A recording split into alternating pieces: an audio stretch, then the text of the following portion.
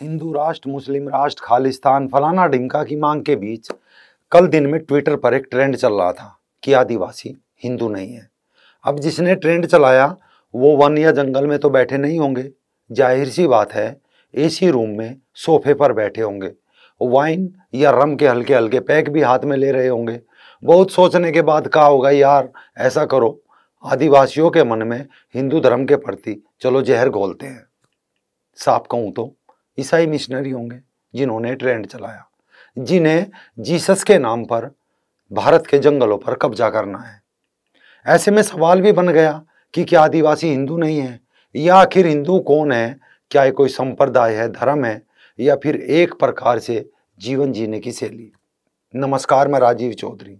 मुद्दा गरम है तो चलो आज इसी पर चर्चा कर लेते हैं। लेकिन इस पर चर्चा करने के लिए और आदिवासी हिंदू नहीं है ये जानने के लिए हमें खोजना होगा बाबा कार्तिक उरांव जी को, जो अब तक के आदिवासियों के सबसे बड़े नेता माने जाते हैं, जो जीवन भर धर्म बदलने वाले आदिवासियों को आरक्षण देने का विरोध करते रहे। तो पहले उनका थोड़ा सा परिचय, फिर उसके बाद आदिवासियों के इस पर बात करेंगे। दरअसल बाबा कार्तिक उरांव जी अत्यंत प्रतिभाशाली व्यक्ति थे। गुमला से मैट्रिक करने के बाद वे ठक्कर बापा के आश्रम में चले गए। उन्हीं की प्रेरणा से कार्तिक उरांव जी ने इंजीनियरिंग की कई डिग्रियां प्राप्त की। वे उच्च शिक्षा के लिए इंग्लैंड गए, वहां उन्होंने 9 साल बिताए और विश्व के सबसे बड़े न्यूक्लियर पावर प्लांट का प्रारूप उन्होंने ही बनाया, जो आज हिंकले न्यूक्लियर पावर प्लांट के नाम से जाना जाता है। इंग्लैंड में उनकी भेंट पंडित जवाहरलाल नेहरू जी से हुई और उनके आग्रह पर कार्तिक उरांव जी भारत वापस आए। यहाँ आकर उन्होंने देखा तो उन्हें बड़ा दुख हुआ कि ईसाई मिशनरीज आदिवासियों को बता रही थी कि तुम हिंदू नहीं हो तो तुम ईसाई बन जाओ। मसलन ऐसा कि 2-4 मिशनरी ठगाए, मुझे बार बार बोले कि भाई तेरा नाम राजीव नहीं है तो अपना नाम पीटर रख ले। मैं कहूँ नहीं, मेरे माँ बाप ने मेरा नाम यही रखा है। वो बोले अरे वो नहीं, तब तुम बच्चे थे तब रख दिया होगा, अब देख तू पीटर ही है। तो क्या मैं मान लूँगा?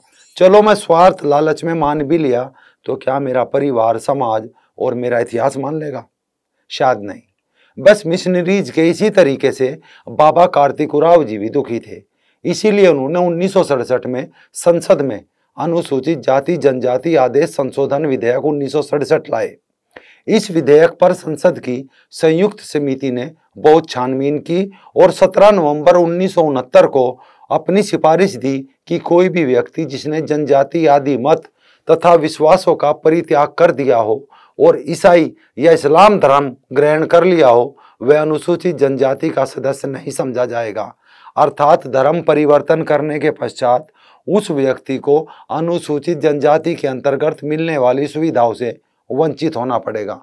ये संयुक्त समिति की सिफारिश थी, लेकिन 1 वर्ष तक इस विधेयक पर संसद में बहस ही नहीं हुई।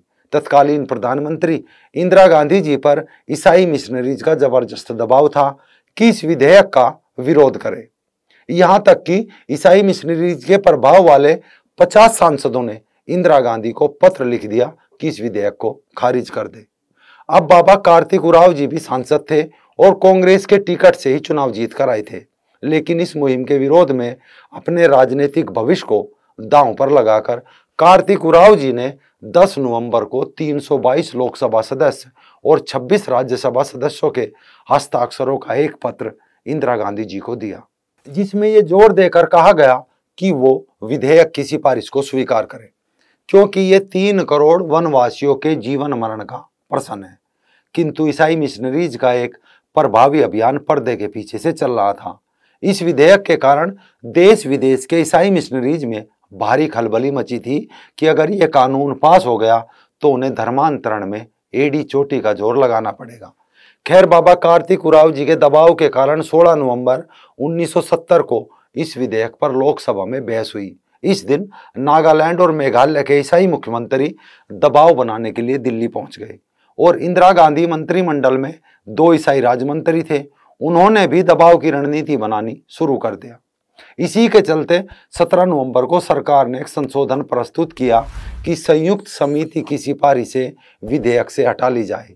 24 नवंबर 1970 को दिन था मंगलवार। इस दिन बाबा कार्तिक उरांव जी को इस विधेयक पर बहस करनी थी, लेकिन इसी दिन सुबह को कांग्रेस ने एक विहिप अपने सांसदों के नाम एक गाइडलाइन यानी जारी कर दी, जिसमें इस विधेयक में शामिल संयुक्त समिति की सिफारिशों का विरोध करने को कहा गया था।